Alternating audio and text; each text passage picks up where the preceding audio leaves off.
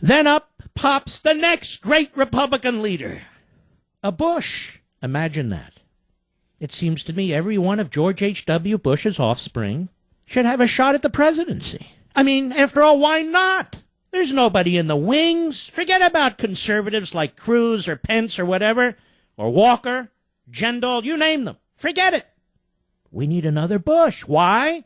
Because there's so many of them. Why not? These people don't even have the self-restraint to realize how absurd it would be to have so many quote-unquote presidents from the same family. George Washington had enough humility. He could have been king. He could have been president his entire life. He said 2 terms, that's it. This family, they can't say 2 members, that's it. No, we got a Jeb, and then we got George P., and we got all kinds of stuff. And why exactly is Jeb Bush the great leader for our times as Republicans? He's at a Wall Street Journal event with the editorial page editor, Paul Gigot, who is an open borders Tea Party hater.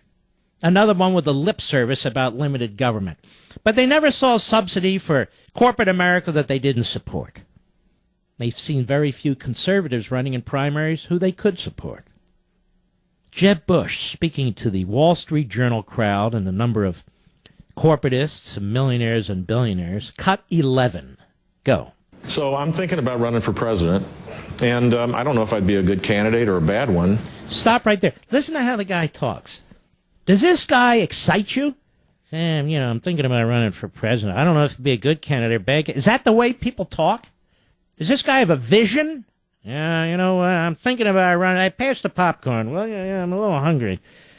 I'm thinking about running for president. That's like you're at a restaurant. I don't know. I'm thinking about getting a steak, or maybe I'll get the shrimp. I don't know. I don't know. Egomaniac. Start from the top. Cut 11, go. So I'm thinking about running for president, and I don't know if I'd be a good candidate or a bad one. I kind of know how a Republican can win, whether it's me or somebody else, and it has to be much more uplifting. Stop.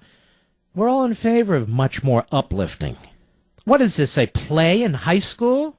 Ooh, look at this. No. Be uplifting. Be positive. Talk about the American dream. Talk about how you're going to unleash the economy. Talk about how you're going to promote American sovereignty. Talk about how you're going to build the military back up after Obama's hollowed it out. Talk about your foreign policy. We haven't heard a damn thing. Talk about how you're going to address the debt. We haven't heard a damn thing. Be positive. What does that have to do with the substance of your positions? I was asked a comment about him by a good journalist, Paul Bedard. He only printed some of what I said in the Washington Times. I said Jeb Bush is a good moderate Democrat. That's what he is. Go ahead, Mr. Producer. Much more positive, much more willing to, to be practical now in Washington world, lose the primary to win the general, right, without violating your principles. Much more practical now. In other words, he's surrounded. That's it. Practical now. What does that mean? He's practical now. See, when the left gets in power, when the Obama types get in power, and there'll be more after him, because now he has set the bar, and they pile left-wing agenda after left-wing agenda, legal violation after legal violation. Now we are to be practical. Really. So he supports Common Core, which, to put it succinctly, is the nationalization of local school curriculum. That's a real Republican position. What do you think? We don't even talk anymore about devolving those decisions down to the school district level because school boards are just too stupid. They don't even know what to feed the children in these public schools. No. We need Mrs. Obama to tell us.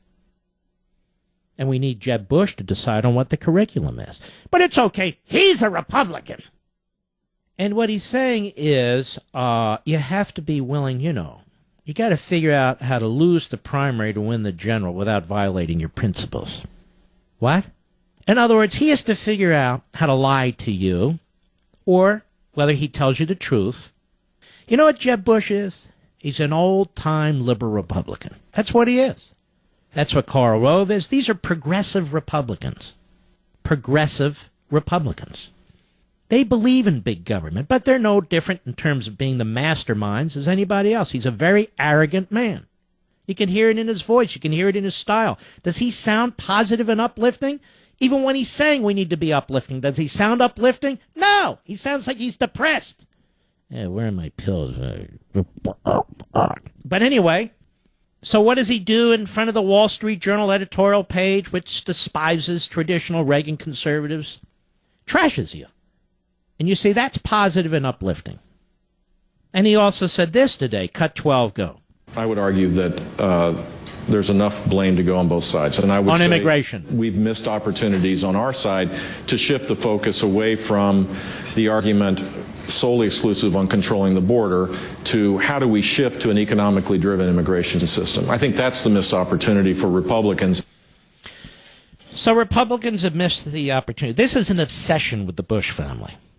Undermining American sovereignty here at home is an obsession with the Bush family. I can do a deeper analysis, but I choose not to right now. But I think I know what's going on with him. And it's all black and white with this guy. Either you support massive immigration, or there's something wrong with you and you're not positive and uplifting. Has anybody heard Jeb Bush talk about how we create jobs in the inner cities for low and unskilled black American citizens? For low and unskilled Latino American citizens? For low and unskilled white, Asian, what have you, American citizens? Has anybody heard Jeb Bush speak in any kind of a definitive, substantive, thoughtful way about unleashing the industrial heartland of the country so the assembly lines are put back to work? Has anybody heard anything substantive, uplifting, positive, thoughtful from Jeb Bush about how to control Washington and the EPA, or is that just too negative? No, you haven't heard any of it. Nothing.